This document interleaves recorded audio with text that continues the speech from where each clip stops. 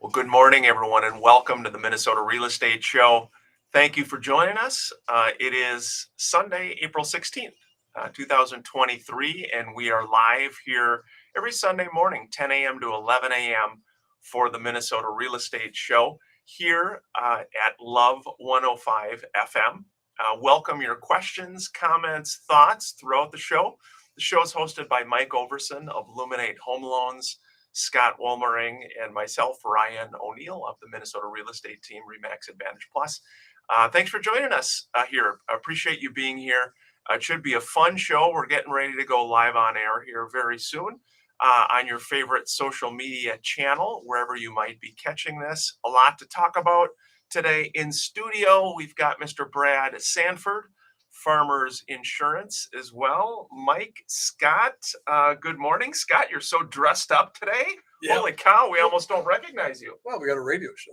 I don't come in with hats on and stuff like that. I come in dressed to impress. Dressed to impress. Mike, good to see you there, young man. Hey, good to see you, Ryan. I feel underdressed. You both got coats on, sport coats. Well, Ryan's always got. I swear to God, at night for dinner, sitting around with him and Kathy, he probably is dressed like that. You got a sport coat. I got a sport coat. Does he have a sport coat that he wears in bed? Do you think? It's I think so. But time to bed. Got the All right. red sport coat. All right, Cubby. Brad, good to see you down there. Good morning. Thanks for being here, bud. Thank you. You probably mow the lawn in a sports coat too, huh? Why not? Why not? Do you mow your own It's a lawn? good lawn. No. I have for a long time. Have you really? Last couple of years, I have a friend who has a lawn company, so want to support his business. But actually, I like cutting lawn. Huh. Nice. We're going live here on Love 105 FM. Thanks for joining us, everybody. Again, 612-294-6949 is how you can join us anytime throughout the show.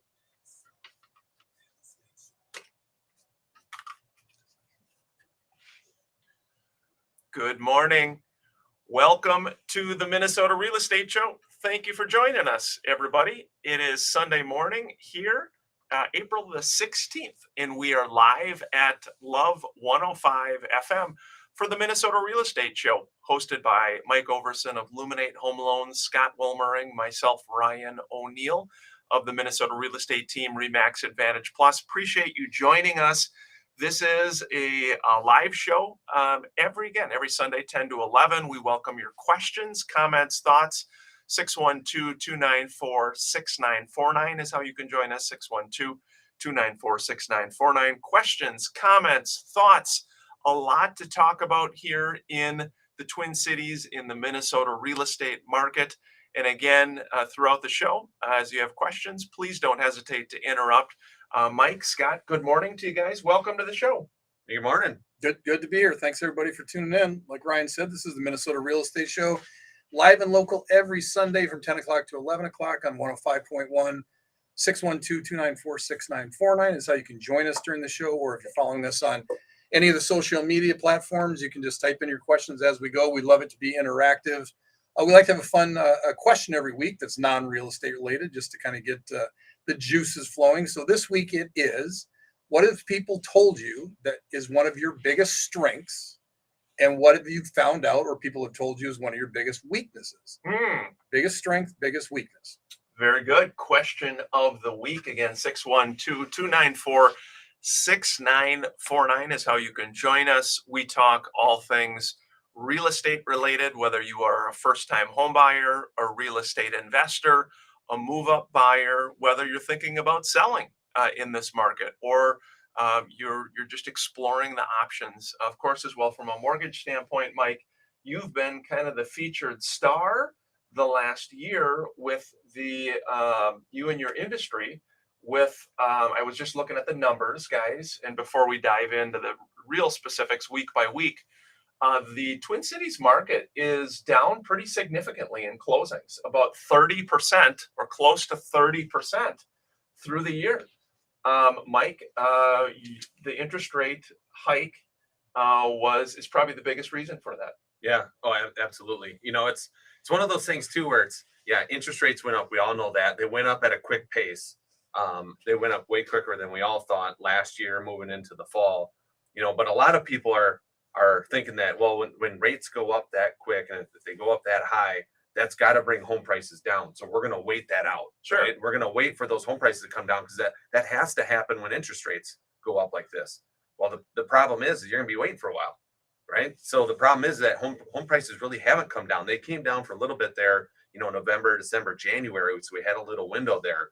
But you look at today, one of my clients this week, for example, made an offer on a $250,000 list price house. They went in at 280.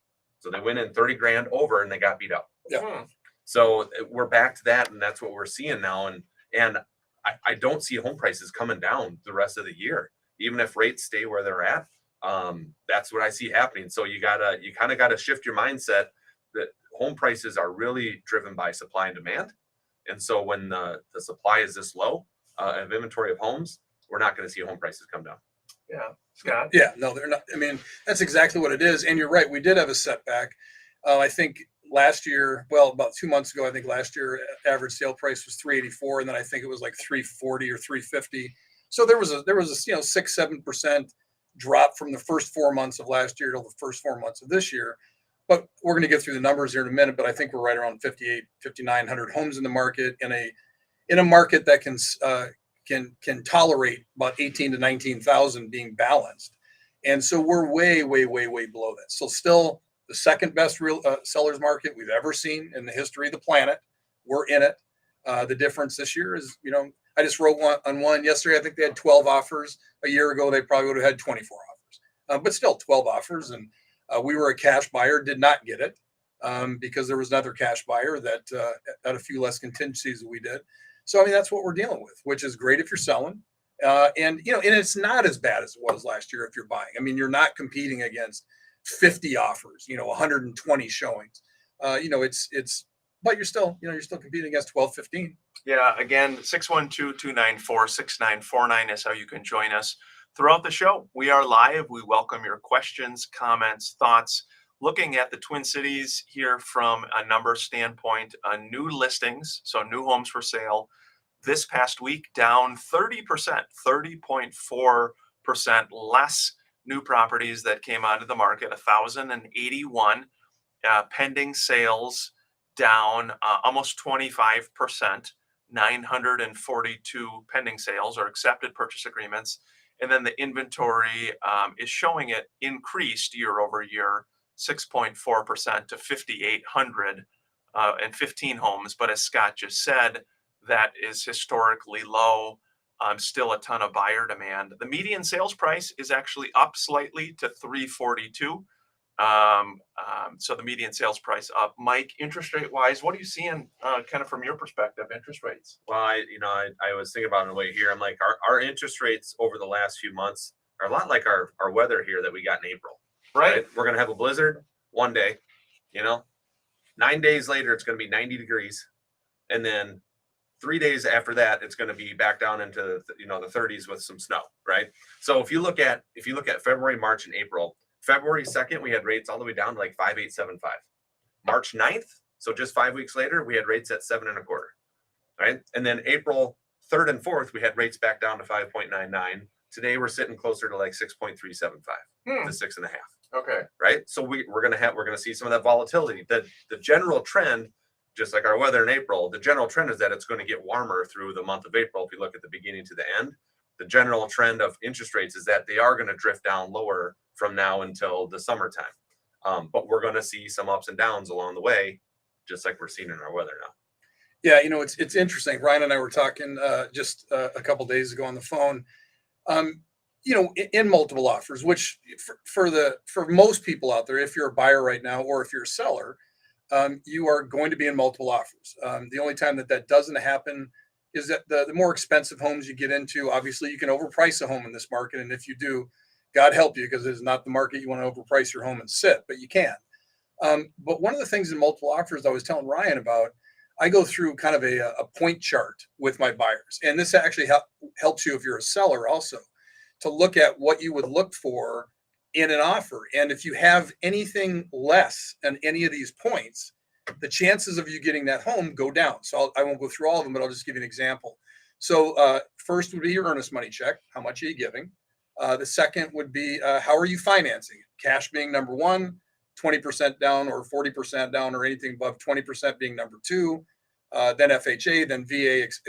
So for example, if you're writing an FHA offer, that would be a -1 because even if your earnest money is great, you're going to go -1 because others are going to be ahead of you. So then you get into money. What are you offering? You get into terms.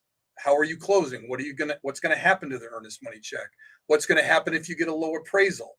Are you going to ask for an inspection? If you're going to ask for an inspection, 30 to 40% will not. So that's another minus.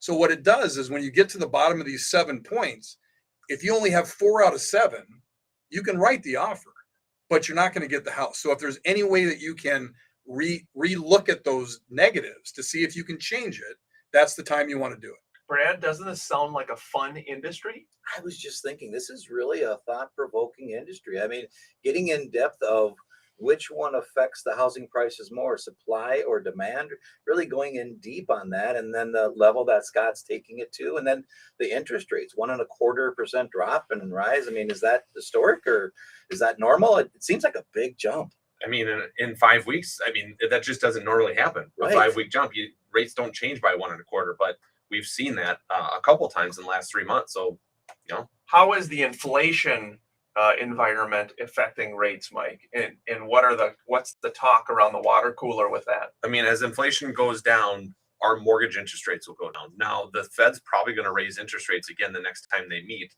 and so everyone's like, "Well, they're going to raise them again. Well, how are they going to go down?" So the Feds don't control mortgage rates. That's the number one thing to remember. They control short-term rates. When short-term rates go up, long-term rates typically go down. 30-year fixed mortgage rates are long-term rates. So as the Fed raises their rate, long-term rates go down. So, and the reason why the Feds raise the rate, again, is to hedge inflation, to slow inflation down and bring those inflation numbers down. Again, as inflation comes down, our mortgage interest rates will come down. So anything that the Fed does basically to help out inflation and lower that number is going to help mortgage interest rates. Just along those lines, but a totally side note. I was just looking at this. I don't know why I was, but I looked at the average household income in 1999. It was $55,000 for a household income. In 2021, the average household income was $62,000. So since 1999 to 2021, we've given ourselves a $6,000 raise. Cars have gone up five times. Groceries have gone up 8 times. You can go down the list. You know where I'm getting at with this. So houses have doubled, tripled, whatever it is. And so you're only making $6,000 more than you did 20 years ago. But inflation, the cost of everything is so up. I mean, you can't come out of college now and get your own apartment and live by yourself. You really can't. I mean, you're gonna have to get a roommate or a couple of roommates. And that is, I don't know why I said, just when you're going through those numbers, that affordability index just gets pushed. It gets pushed and pushed and pushed. You lived a long time by yourself. Oh my gosh. Too soon. Scott actually tried to find roommates. I couldn't do it. Tried to find roommates, but that's okay. No, it is. Sorry, Mike. You had a good thought. I did it, but you're right. You know what I mean? That affordability index is a big thing. It's a measure of the average income made versus the average cost of a home in a particular market. And we've seen that obviously come down. So as home prices come down and things like that, home prices go up, interest rate go up, that affordability index comes down, and then it starts affecting everything in your life. So yeah, we've got up against our first break here at the Minnesota Real Estate Show, again live on Love 105 FM. Wherever you might be in Minnesota, Western Wisconsin, we appreciate you tuning into the show. 612-294-6949 is how you can join us by phone or text or comment on our social media stream. Appreciate so many folks saying hello and welcoming us. We really appreciate that. We've got a lot of good stuff to talk about. Again, Brad Sanford, Farmers Insurance, is also going to be joining us here again after the break. A lot going on in the insurance world from a cost standpoint, with just a lot of things that Brad will be sharing as well. So 612-294-6949. This is the Minnesota Real Estate Show. Thanks for joining us on the stream, the social media stream. Brad, I know you're going to be talking about this, but costs for insurance. I mean, with all the storms, everything up, is it do you have numbers on how its premiums are going up? You know, there's a lot of numbers out there, but it's everything affects insurance. The cost of what it is to repair a vehicle, the cost for repairing a home, the cost of someone not being able to come out to your home because everybody else wants their home repaired. You know, so the availability of someone to fix it, all those things are just factors today. I was talking to a friend about this. Back in the day when he took his parents' car, he got rear-ended, and to fix the bumper, it was like $325. Wow.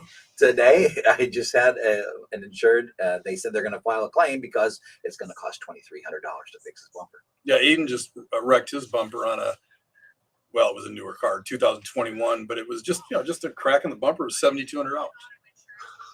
So I mean, how give me a break. I mean, are a lot of insurers then just getting out of different markets, Brad? I mean, is that what's happening? Are you seeing this? What you see is a lot of jumping, and what I always tell my clients is insurance companies. The only way you're going to get a new client is to have a temporary low rate, right, and then just raise it back to what the market is. And so what you have to do is you have to find an insurance agent that you trust and you like, and that you can talk to, call, and they're readily available and that kind of a thing, because that's what's going to make the difference. Because that insurance agent will make sure that you're at market or below, all those things. So there's a lot of factors in So it. how does it work in some of these areas where I think of, like down in Florida with the hurricane? I mean, what do insurers do in that case? Do they leave? They ended up leaving the state not insuring new people, or what happens? Yeah, I just heard of 2 insurance companies just left Florida. Absolutely. After we had talked about the flood insurance, there are specific programs by the state, by the government, all of that. They kind of all flow up to FEMA. But that's a really big factor down there. I just saw an instance where a home sold for $173,000, and then within a day it jumped up to $300,000 because the adjuster that went out and saw what the damage was, he sold it to a company that wanted to develop that home and sell it because all the homes sell for over $400,000 there. So it's just amazing down there. And it was hit by a hurricane, so there was damage that they had some tiles on the roof missing and all that. So Wow, That's crazy. 612-294-6949. Ken had texted and asked best home improvement to do for rate of return. Scott, what do you think? Paint and carpet. Those are paint, carpet, and then light fixtures. So that'd be kind of your pecking order. Outside of that, any kind of a remodel, or you're going to finish your basement, or you're going to finish your kitchen. If you did it perfectly, you'll get about 65% return on it. So if you put $100,000 in, you're going to get 65. So obviously, if you're selling your house, you don't want to redo your kitchen. It'll be cool, but you're not going to get your money out of it. But paint, carpet, smells, make it smell good. Odors can be a big thing. It's the number one thing. Yeah. Besides back into a busy road, odors, smell. It's something you don't even realize, but you are smelling it, and if you are, others will too. That's a hard conversation to have with the seller. It is. Like when I listed O'Neill's place. Oh my gosh. We're going back live. We're going back live on air. 612-294-6949 here on Love 105 FM. Appreciate you joining us here Sunday morning, April 16th. Hope your weekend's going well. I want to hear more about the O'Neill smell. Welcome back to the Minnesota Real Estate Show, 612-294-6949. Hope your weekend is going well. We've got a little snow coming down here in the Twin Cities, and it's been an interesting weather week. It's an interesting real estate mortgage market. Had a question come in from Sue. Said she is trying to help her daughter buy a home as a first-time home buyer. What advice would you have for a first-time home buyer in this market, guys? Mike, maybe you want to go first from a mortgage standpoint? Mortgage standpoint, get an application filled out and get with a lender that knows what they're doing, so that you can see where you're sitting at today. Because a lot of the things is you don't know what you don't know as a first-time home buyer. So seeing where you're sitting at today, having this particular person say, okay, if we shifted a couple of these things around, or if we work on these couple areas, it's going to put you in that much better of a position for maybe a better interest rate or a different loan program that benefits you more, whatever the case may be. But It's never too early to get started to see where you're at today, because then you can have some time and put a plan together to get you in the best position possible. That's good, Scott, from a real estate standpoint. Yeah, I mean, I was just kind of going through that list again. It's having a local lender. Mike's incredible and his team's incredible, but having a local lender is one of those things you want to get squared away. You want to have it be somebody local here. If it's at all possible for you to be able to go conventional on a 3% conventional instead of FHA, that's a better route to go. From getting your offer through, it's not necessarily the better route to go depending on how the numbers play out. But as far as just getting a Getting conventional, it accepted. correct. One trick that I used a lot last year, if you have a parent that is willing to help with down payment, in a situation where you would have to have it. So, for example, you want to be able to go 20% down. You actually let's reverse that. You want to go 5% down. That's what you want to do for your loan. But you have a parent that says, "Well, I'll give you the additional 20% down." Now, that's just there if you need to use it. You can still do a 5% loan. It's just that if there was an issue with the loan, you would need to utilize that 20% so that you can fulfill the contract as it's written. And the point of this is it's very, very hard to get a 3% or 5% or 3.5% FHA through. And most first-time home buyers, because it's their first home, don't have a lot of cash. Yeah. So again, from a money standpoint, I think it's really important to work with a very knowledgeable agent. Scott was talking about this point system that he has, someone that just understands what do we need to do to actually win in this market, to get a property, to have you be able to buy something, to own something. Your agent's going to look and do a market analysis as well. Of course, maybe as a parent, Sue, you're probably worried about, hey, I don't want my son, my daughter to way overpay for a house. So the agent is going to look at, value, going to look at determining where our value's at. Mike, most first-time home buyers are getting a loan. So there's an appraisal. So that appraisal is one way to know value. Again, sometimes people will pay above or will guarantee above if the appraisal is low. Do you guys see that much with first-time home buyers? I'm actually working with clients right now that they've made 4 or 5 offers, haven't got a house yet. And so this one, and I literally just put these numbers together, they're going to go over list price and then they're going to do an appraisal guarantee. So they wanted me to run some scenarios. Okay. So 403, we're going to offer 403 in this house. They're doing 5% down. What happens if it appraises at 390? What do my numbers look like if it appraises at 380? So I literally ran those numbers this morning. And so we are seeing first-time home buyers get to that point where it's like, all right, well, we've lived this market, right? We've been told that it's pretty competitive out there, and we've lived it now for 4 or 5 offers, haven't got a house yet. So now we're taking that next step and going above and beyond.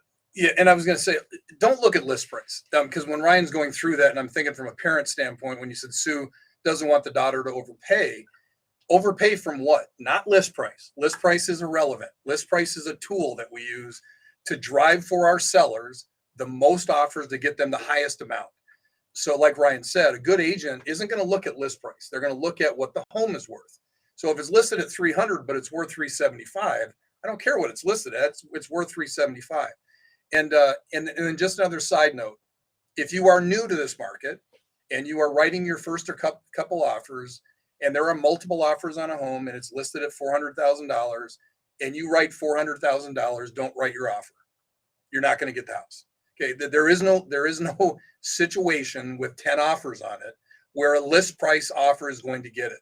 And the only reason I bring it up is I had multiples in one of my listings and 3 of them were at full price. And I just thought, wow, this agent is doing their buyers such a disservice, because don't even write it.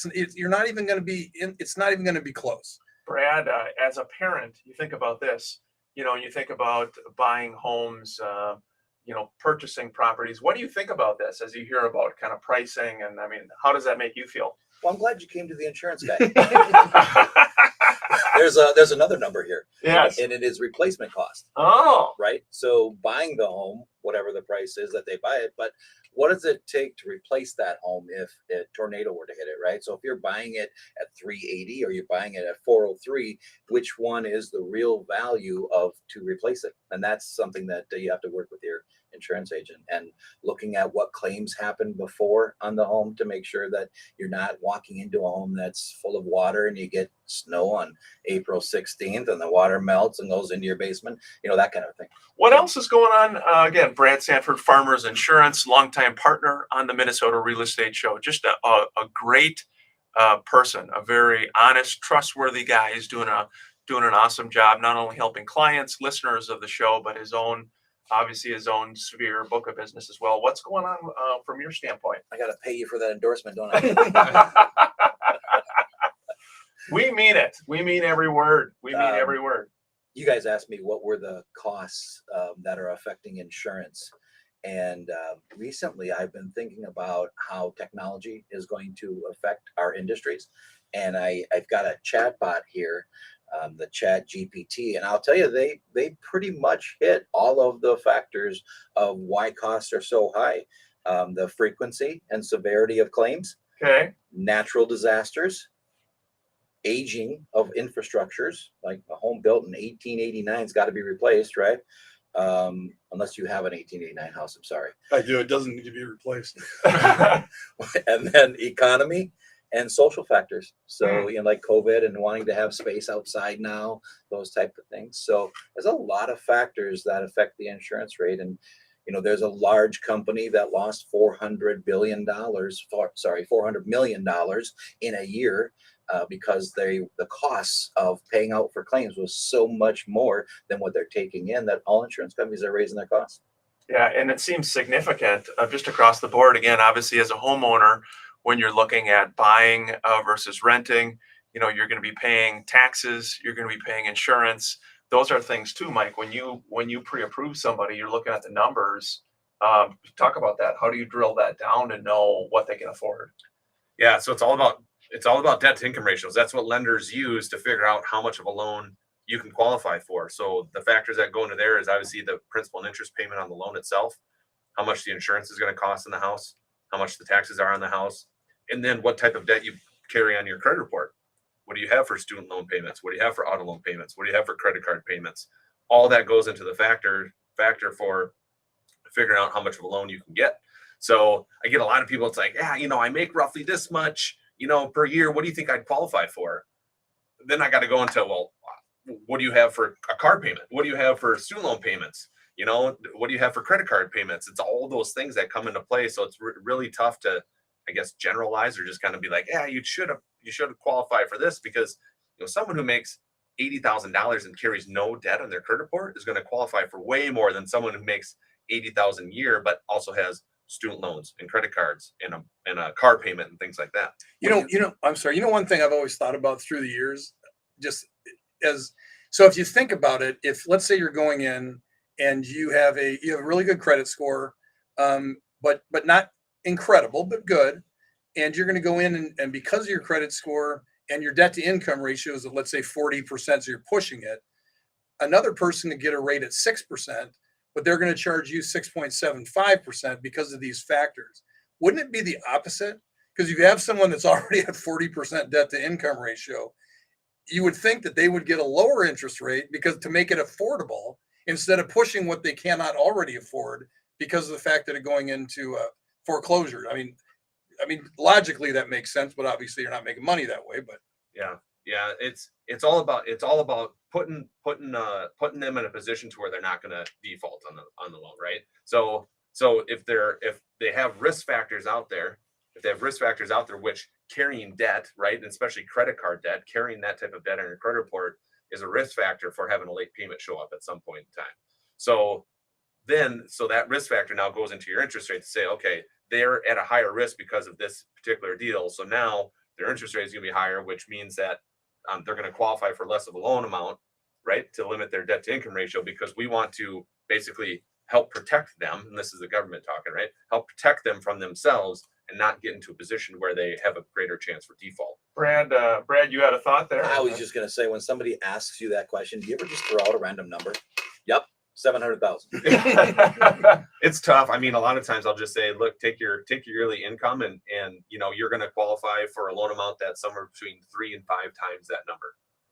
Well, Yeah. rate You know what I equals risk, right? And risk equals rate. So Pretty much. the rate goes up if you got a higher debt to income, that you're going to Yeah. be a higher risk to default.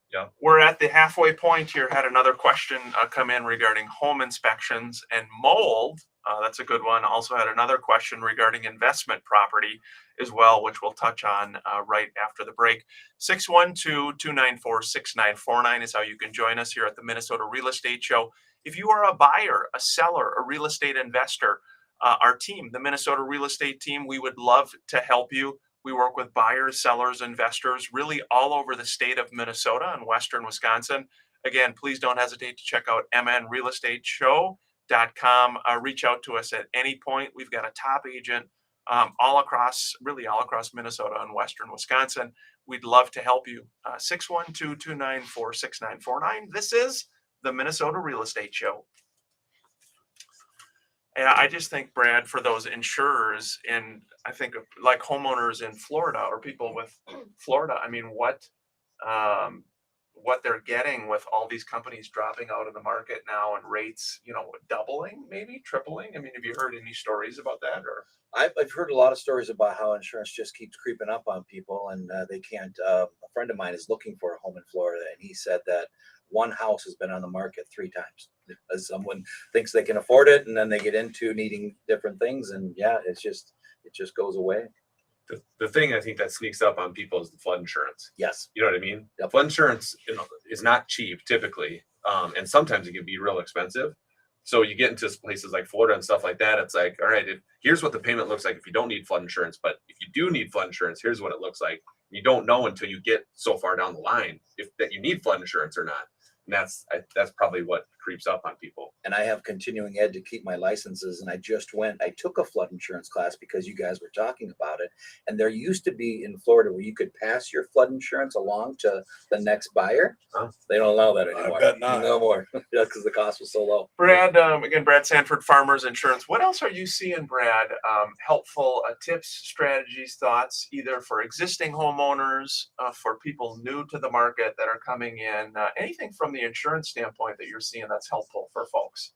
I think understanding where you're buying a home, what area of the Twin Cities that you're buying, that is a factor, right? Certain areas get hit by storms more than others, but the biggest factor is controlling the Schedule A, or what we call dwelling, so the cost of the home to replace. So there's a lot of factors that insurance companies pay for. Like if you sell a $750,000 house, that's not the only thing that the insurance company would be paying out, right? There's personal property, there's loss of use if you have to live somewhere else while your house is being repaired. So it can be well over $1 million that we're paying out if a house is demolished. So there's a lot of factors to take into consideration, and having a good relationship with your agent, I think is obviously, I'm saying this because I'm an agent, but I think trying to get insurance online, you have to be an insurance expert. You got to understand everything, right? And when you have a claim, you have to negotiate with everything. If you've got an agent that's doing that for you, that's going to be worth a lot down the line. So we should say, just with the slowdown in the market, obviously there's a lot of people getting out of mortgage. There's a lot of people getting out of real estate sales. Are there a lot of people getting out of insurance? No. Oh, wow. No. There's a lot. I haven't heard of anybody. I haven't seen a lot of sales in agencies or anything like that. New people into the market. Haven't seen a lot of that. Yeah. There might be a lot of people getting into agencies and working under another agent. That I've seen people grow by numbers. Mike, isn't the mortgage business, really probably the hardest hit with this? Probably. There's a lot of loan officers that live and die by the refi. They're only refi, right? They don't do purchase, they do refi as well. And you're getting a market like this where everyone has already refinanced, at least you should have, right? When rates were super low. So you get into a market like this and it's like, who's refinancing right now? Nobody. You know what I mean? Unless you have a divorce situation where you have to refinance someone off a loan, or if there's a cash out situation where you just buried yourself in debt and now you got equity in your house. And so it's the only way to get underneath that is to do a cash out and pay that debt off using your equity. Outside of those two things, no one's doing a refinance right now. So those loan officers that, are refi specialists or live and die by the refi, those guys and gals are going away. I wonder what the numbers are of people out of the industry. Do you have any numbers? I don't have any numbers. Well, they were talking about 40% at the beginning of the year. I would imagine, yeah, I would imagine at the end of this, and they're going to continue to drop here as we go through this year. But at the end of this thing, yeah, I would imagine 40% probably lower. Yeah, interesting times. Again, 612-294-6949. Thanks for so many of you with your comments. Good morning to a lot of great folks. Nick, Mark, Todd. Sometimes we can see your name, sometimes we can't with our Restream platform we use. I think you have to have it downloaded technically on your device or your computer for us to see your name. But good morning, a lot of nice folks. We're going to comment on a couple other questions that came in. Scott, what do you think moving forward in the spring market here? I think we were saying at the beginning of the year, I think that we're going to have our true spring market going into early fall. I mean, I think we're going to have a really, really busy from now all the way through the end of July into August, where last year, when rates, when did they really hit the bed in like June? Yeah. Like 7% in June or something like that. Were, yeah, 6. I mean, it pretty much shut down after that. And so I think this We're going year, back. we're going to have a better deal. Live on air, Love 105 FM. Thanks for joining us here at Love 105 FM. This is the Minnesota Real Estate Show every Sunday morning, 10 a.m. to 11 a.m. Welcome your questions, comments, thoughts. Talking to Brad Sanford, Farmers Insurance, Mike Overson, Scott Wolmering as well. And had two questions. The first one that had come in was regarding mold. Can a home inspector find mold in a home inspection? Scott, do you have any thoughts on that? Yes, I've had it happen many times. They can find it.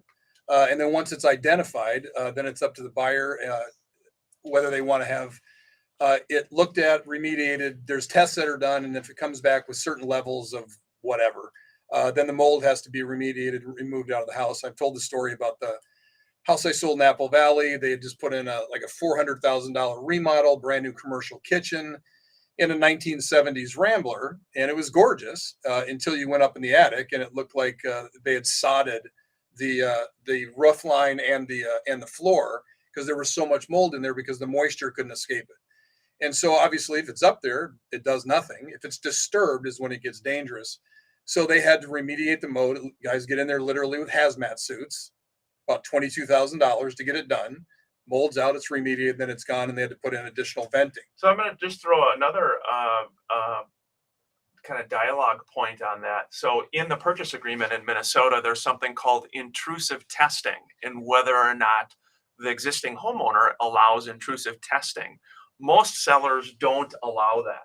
So in a lot of cases, and part of the reason this question is appropriate is that I've seen situations where homeowners inspectors are not able to detect any mold through intrusive testing or lack of intrusive testing.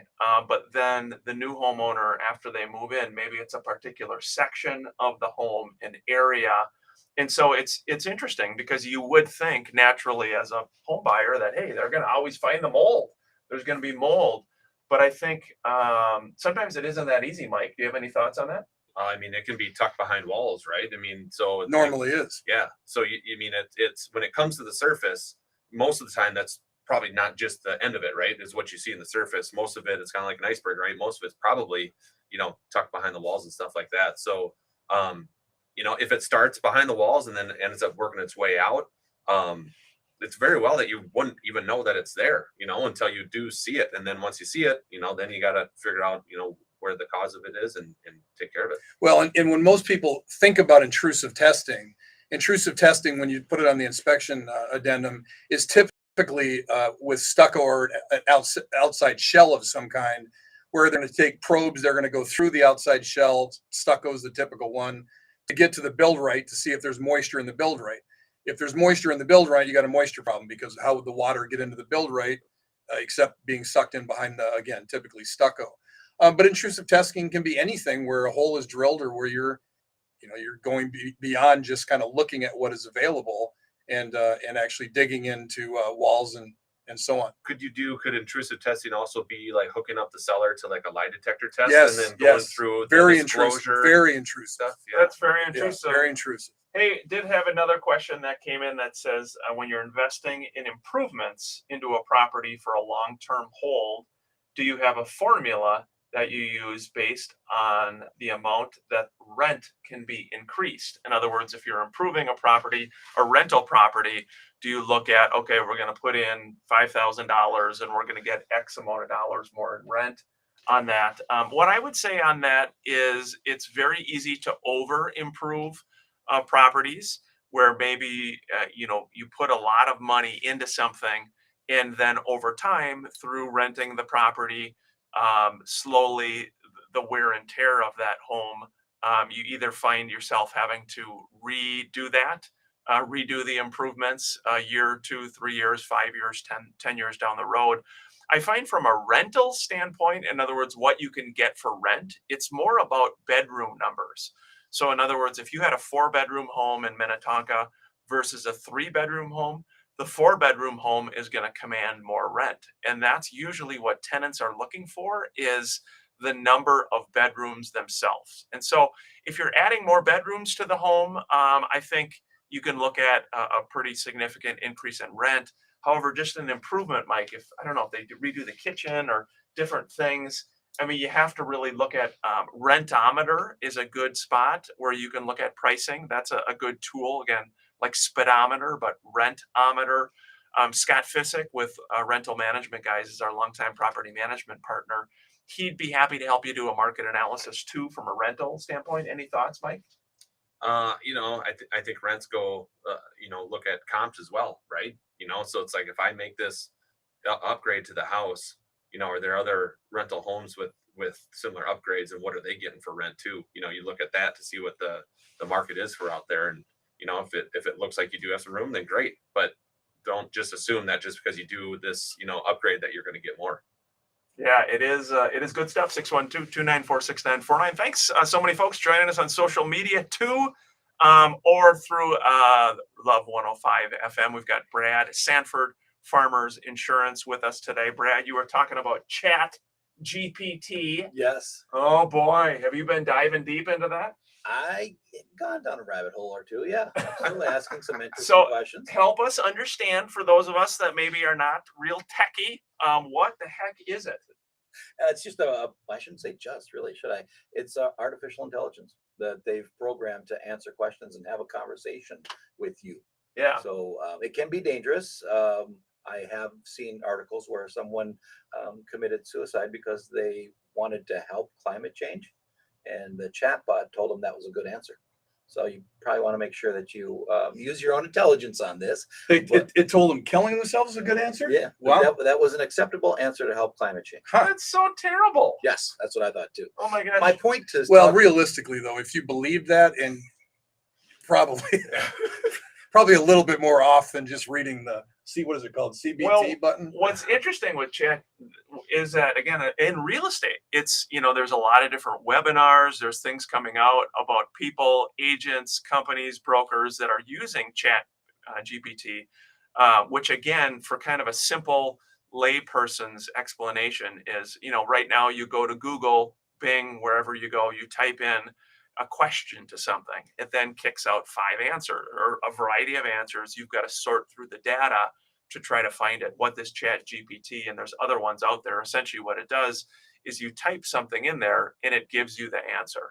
And so, for example, a lot of agents are using it for property descriptions, for real estate blog posts, for, we could use it for the show for, hey, give me the 5 best topics to talk about for a real estate show. It would kick out the 5, so it is, I don't know, it's pretty scary in my opinion. I never even heard of it. Actually, I didn't until the other day. I work out with somebody that was showing it, that you could, I said, so what is it? And she said, well, it's AI. You can actually ask it questions and it answers your questions like you're talking to anybody else. Yeah. So I haven't done it yet, but it sounds pretty cool. So my brother-in-law told me about it a few weeks ago, and what he uses it for, he uses the brown nose with my mom, who is his mother-in-law. So he on Easter, he's like, hey, write me a poem about my mother-in-law and Easter, and it spit out this poem, and then he copied and pasted it into a text message and sent it to her, and she's just like, oh, that's so sweet, Jesse. And I'm just like, and I'm reading this, and I'm like, puke, bleh. Well, that's what she was saying, that you could say, write me an essay on Yeah. Ryan O'Neal's best trait, and it would just write it out. Well, and it is interesting. There's some things I've noticed that it gives kind of a, if you will, kind of a politically correct answer, that it doesn't necessarily give you everything. But hey, we're up against our final break here. We'll continue the discussion. 612-294-6949 is how you can reach us by phone or text. We will be back. This is the Minnesota Real Estate Show. Thanks for tuning in, everybody. Brad, it's good to see you down there. Good to Right see you underneath, guys. right underneath the Love 105 FM banner, right there. It is. Insurance. How long you been doing insurance? 9 years. Oh, very nice. What were you doing prior to insurance? I was a commercial lender at a large bank, Oh, and I was a bank manager before that. oh, and you've been in politics. I have been, yeah. I ran for office. Lost by 2,000 votes, but yeah. When was that again? 2020. I was going to say 2020. 2020. 2,000 votes. That's not much. Out of Oh. 51,000. No, it wasn't. Well, No. It was a great experience. I absolutely loved it. Huh. I'm weird. I love knocking on doors and having conversations with people. Wow. Yeah. A lot of doors closed in your face. Never. I had one lady that with her foot, she closed the door because she was baking a pie. And she said, as she's walking away, I don't have time for this. which she didn't. Yeah. So in real estate, there is a lot of door knocking that can happen. Scott, have you ever door knocked? When I first got in, I would do, so when I listed a home and I was going to do it open, I would do 10 homes to the right, 10 homes to the left, 10 homes in back, and 10 homes in front. Mm. And I'd bring the brochure and say, hey, we're going to have an open house this week. Love to have you guys by, pass the word, blah, blah, blah, just to meet people. But I was never a big door knocker. Mm. Would you bring, is there a strategy to bring like a cute kid with you? Yes. Yeah, I didn't have any. So I just said mine. So I didn't bring any of them with. But yeah, I think that would be a good idea. Right? I'm just trying to, who are they gonna open a door for? You know what I mean? That's Yeah. that's what's going through my mind on that. I'm like, you bring a cute kid up there, Yeah. most people are gonna open the door. Yeah, I would actually do it on like the weekends or the day before if it was nice out, because everybody's kind of out in their yards. So I would just kind of go and, hey, how you doing? I'm doing it open this weekend. But so I guess I knocked doors. I didn't knock a whole lot of doors. I waved a lot of people down. There you go. Chasing them down the When I street. do a business insurance, we'll go to all the businesses around them, drop off a flyer. Yeah. That's a great strategy. Yeah. Yeah, it is. Well, and again, in this kind of market, trying to find inventory of homes for sale, that's where a lot of times agents will, if there's nothing on the MLS, they may door knock to try to find homes for sale for their clients. So it's another way that a good agent, a motivated agent, is going to go out there, not just rely on MLS, Mike, to try to find properties. And there's some out there. There's definitely off-market stuff going on. I mean, like, what are you guys seeing for off-market? What percentage-wise? I would say it's as high as 10 to 15%. Really? I would. I mean, I know that's about where it hung last year. And I would say this year is the same thing. I mean, in order to find somebody a house, we're doing a big group of letters for a client, handwritten letters to some of the neighborhoods she's interested in, because she has a particular want, particular need, and it's just not out there. Yeah, that as we're getting back ready to go live on air, got a lot to talk about, but we got to wish Kevin Curtis. I know. I happy was just birthday. thinking that. Yeah, Kevin Curtis is an awesome friend, agent. Big birthday for Kevin today. I wonder if he's celebrating. Oh, I'm sure he is. I'm sure they're hanging out. Yeah, having a little celebration. Are you gonna sing happy birthday to him? Yeah, we'll sing. We'll sing. You can do it, Brad. yeah. Kick us Oh. off. You could do it, right? What do you think, Mike? I mean, I think all of us, we get the old real estate show choir here to sing happy birthday to Kevin. I'll lip sync. The rest of you can sing. You could do it. Scott's got a nice. Actually, JoJo, isn't it nice we can see JoJo directly now, guys? What do you think? Very nice. JoJo's like, what is going on here? She wants to get in on the happy birthday song, I think. I can see that. I can tell.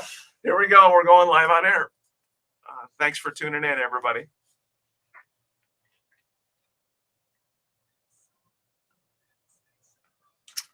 Welcome back to the Minnesota Real Estate Show. 612-294-6949.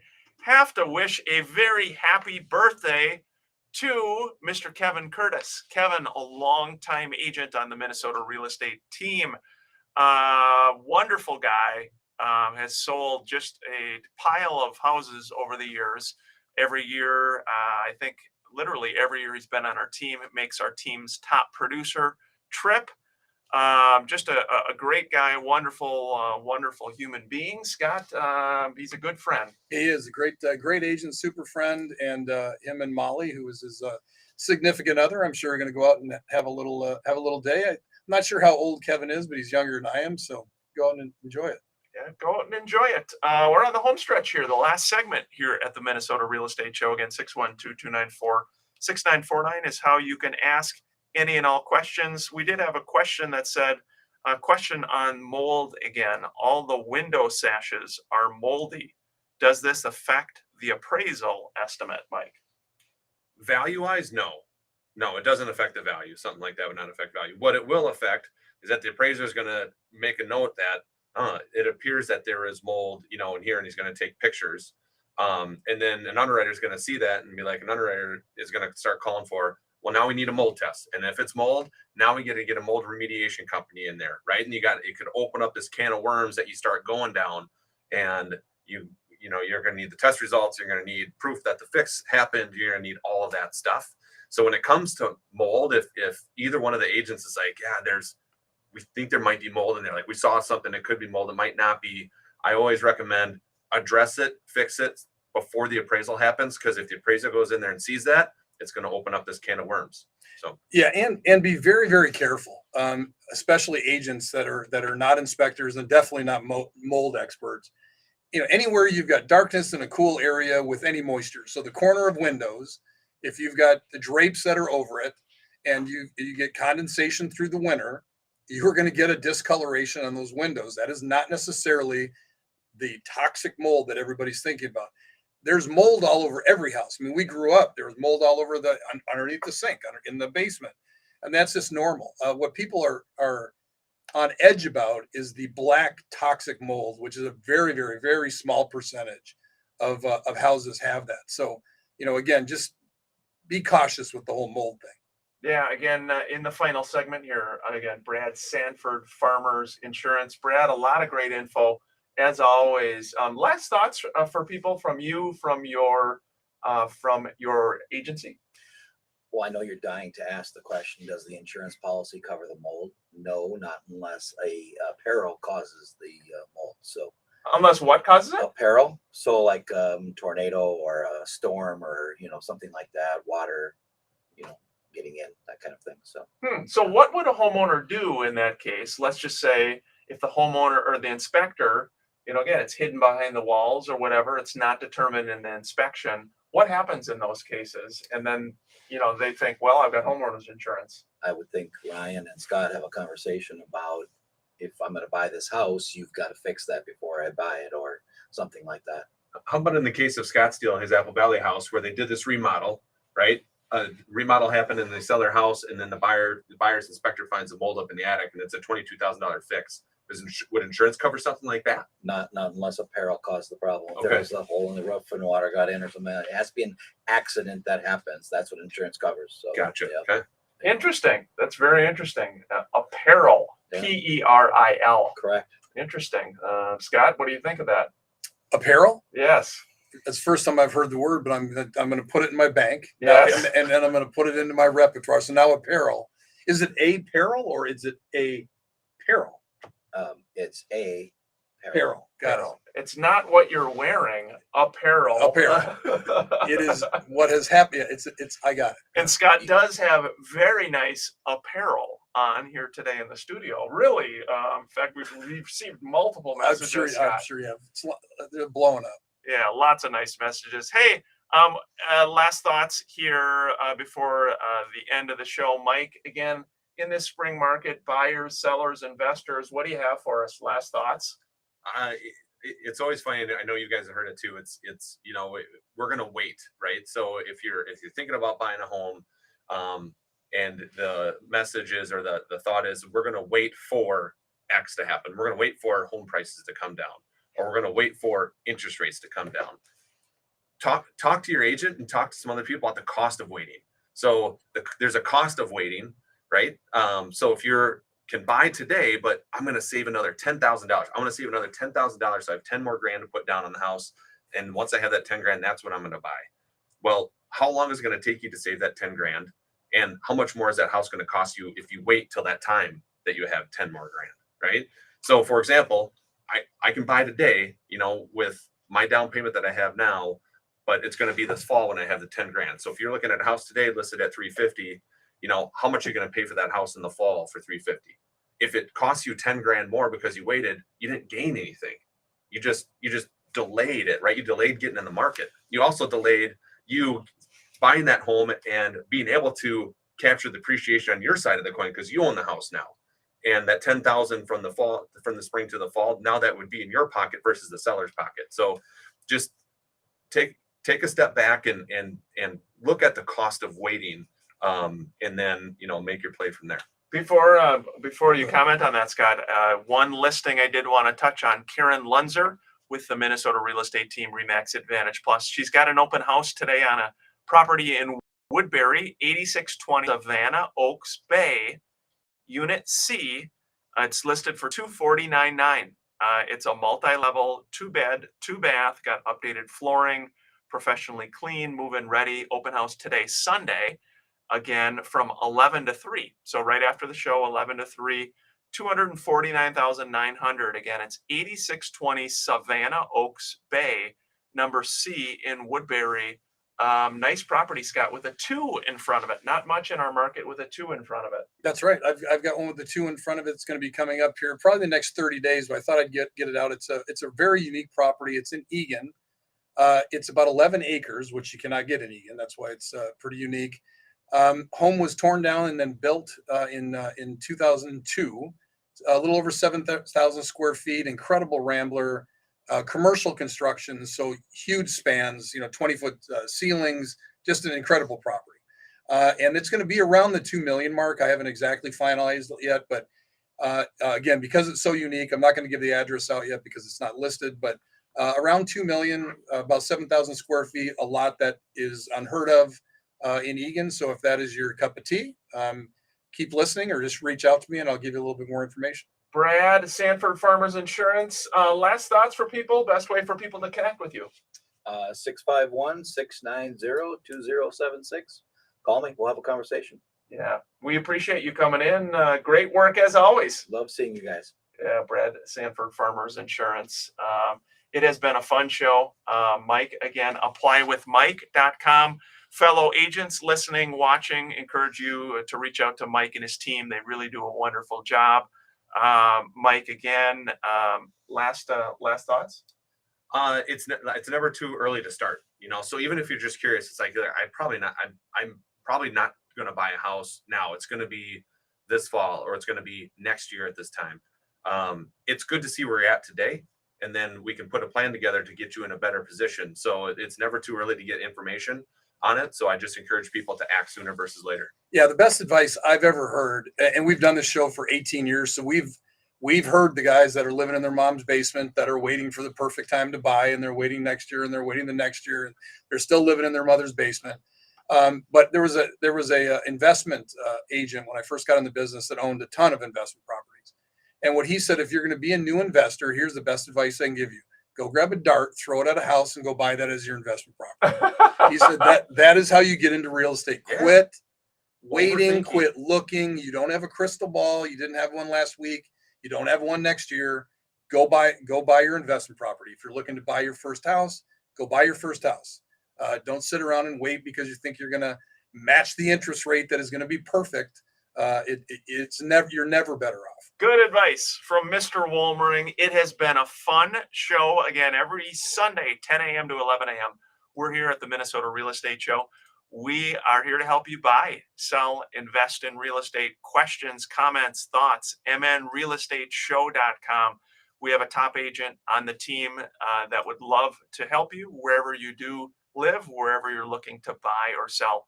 Please don't hesitate to reach out. We're going to be back again next Sunday throughout the week, 612-294-6949. Or if you think of any question topics, specific things you'd like us to discuss, please don't hesitate to let us know. I hope everybody enjoys the rest of the weekend. And this has been the Minnesota Real Estate Show.